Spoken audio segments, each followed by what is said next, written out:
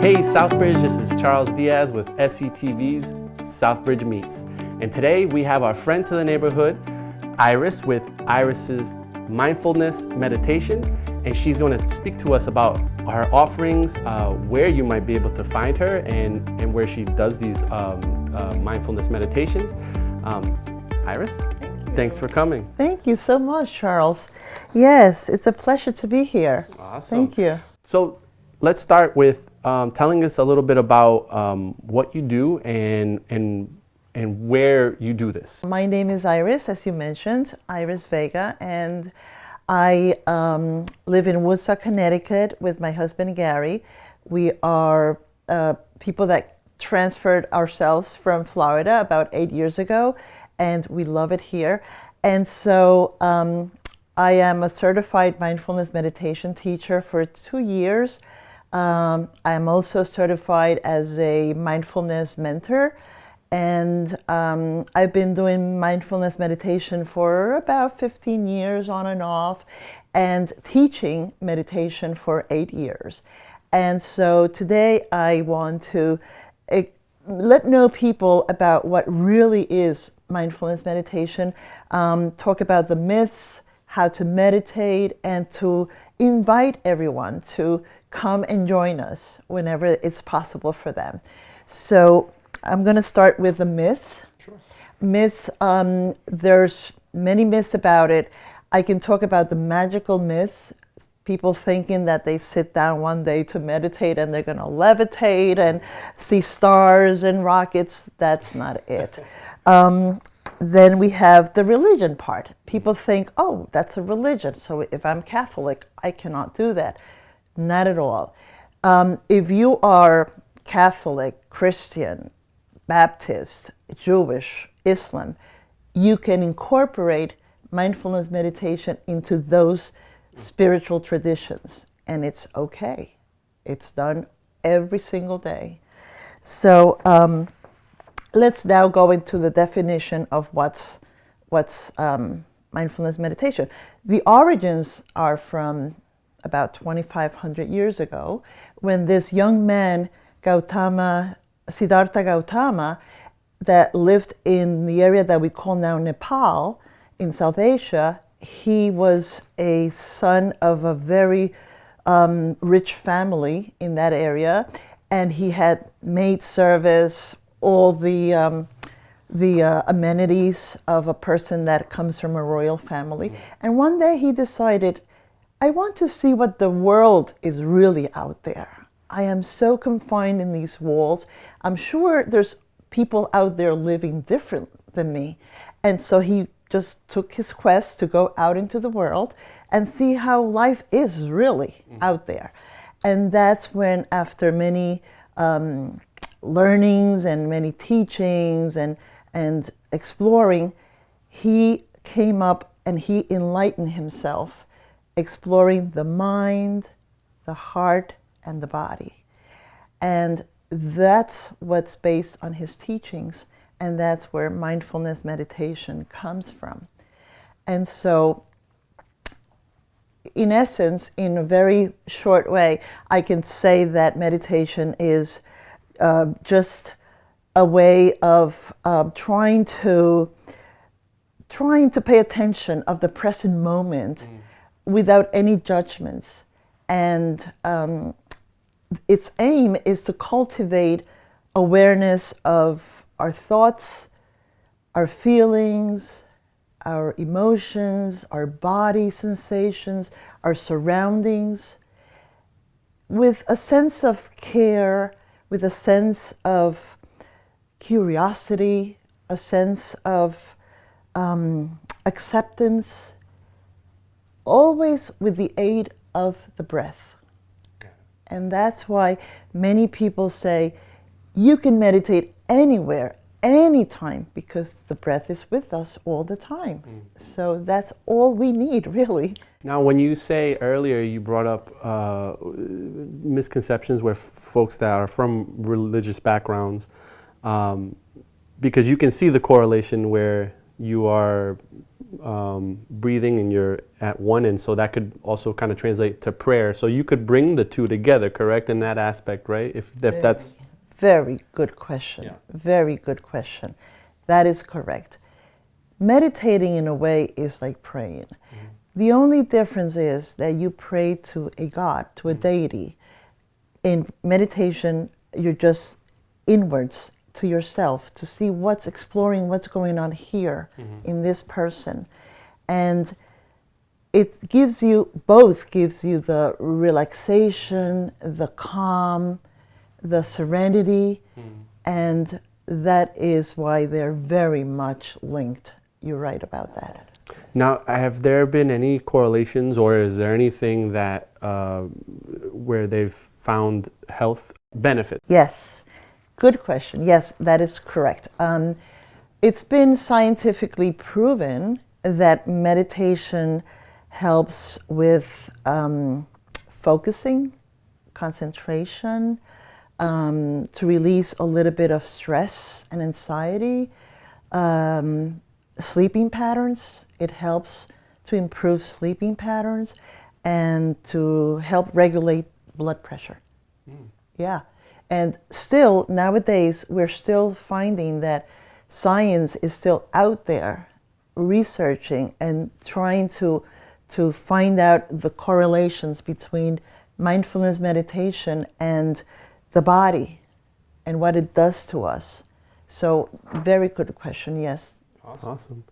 So where would one get to enjoy this, activity, or to be able to learn from you, for example?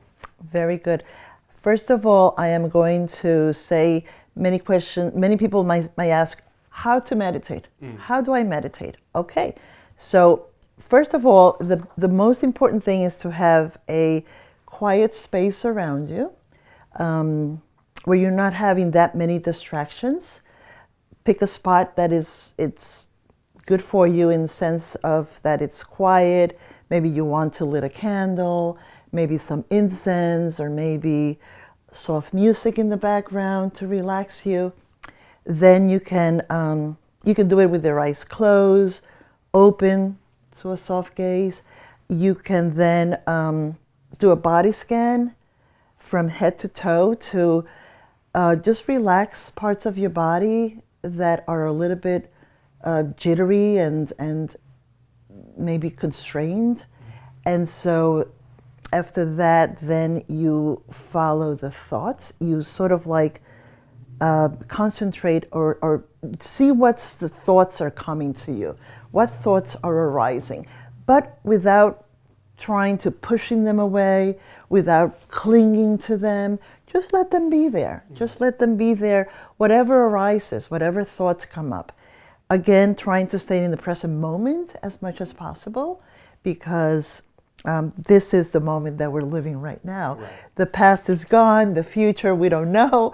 So it's important to try to stay as much focused on the present. So trying to feel grounded is a sense? Good word. Okay. Grounded, exactly. That's a very good word. And so once you do that, then you can meditate for whatever time you want. 5 minutes if you're going to start it, maybe 10 minutes, and you increase it day by day.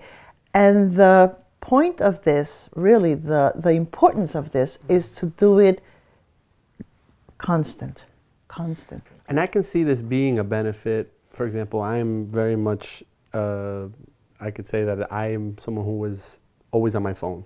And sometimes I know I need to sort of find a way, even there's moments where I'm busy doing things, and then to fill those voids, I pick up my phone. It's like, and then they talk about things that it's almost kind of gives you like this endorphin type of feeling from, checking your phone and things of that nature. Doing things like this, like learning how to sort of, like we mentioned, grounding and sort of focusing yourself and meditating, do you find that is something that can help with breaking yourself from maybe addictions like that, or routines? It's interesting that you used the right word, addiction. I just came back from a 5-day retreat silent retreat for 5 days. Amazing. And the first thing that we did is we gave up our phones. There was even a ceremony for it. And we gave up our phones. And the lady that was having the teachings, that was giving us the teachings, the teacher, she told us that the American Journal of Medicine, or one of those books where you find all the addictions and all the ailments, now they incorporated, they added addiction to phones and tablets and all electronic features, all electronic gadgets. Right. So it is an addiction officially now. Yeah.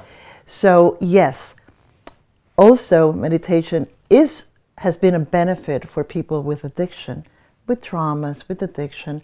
And so that definitely helps you to set it aside and to concentrate a little bit on what's happening here instead of what's happening over there. Right. And this is important because as we explore what's happening here, then we can be more accessible to people out there to help them out.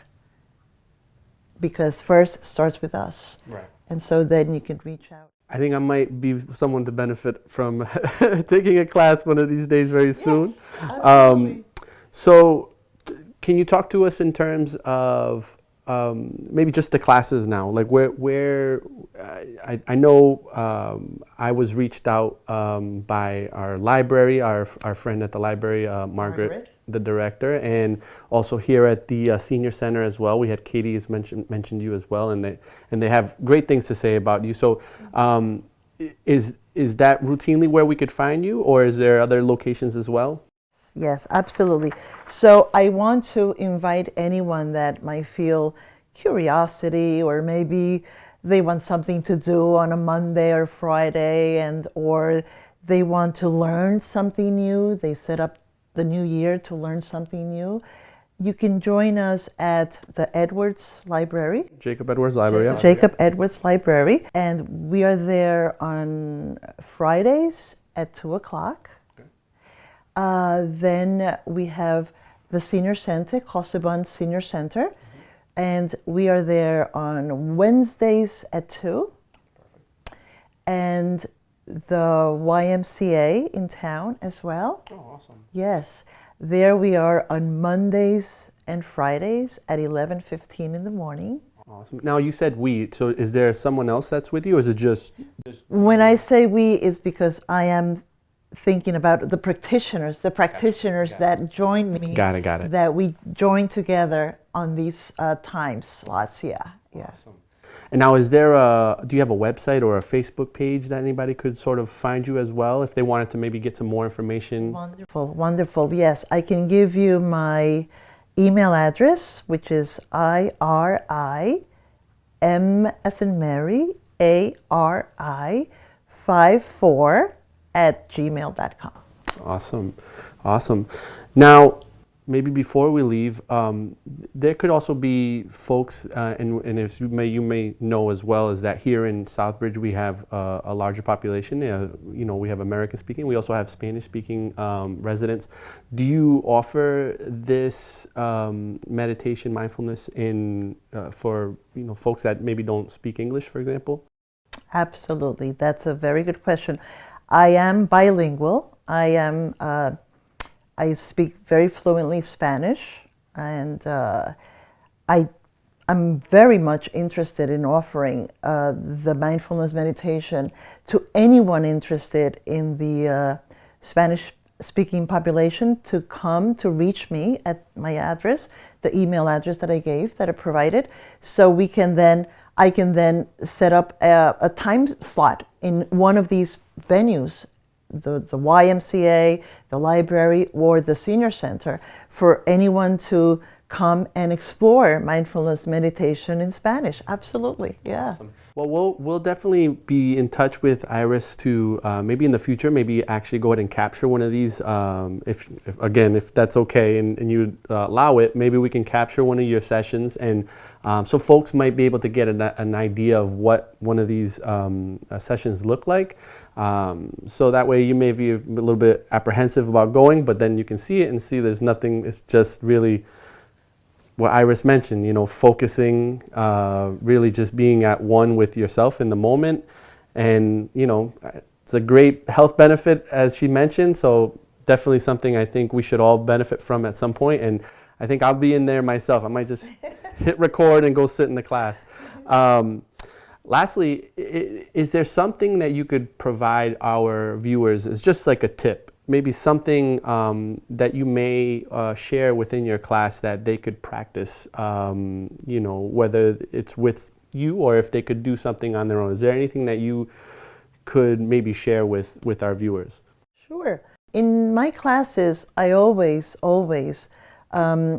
recommend, and to all the people that come, the practitioners that come, we call them practitioners, because it's a practice. I always urge them to do this at their homes. What's important is the intention. The intention is very important when we meditate, because we have the intention to sit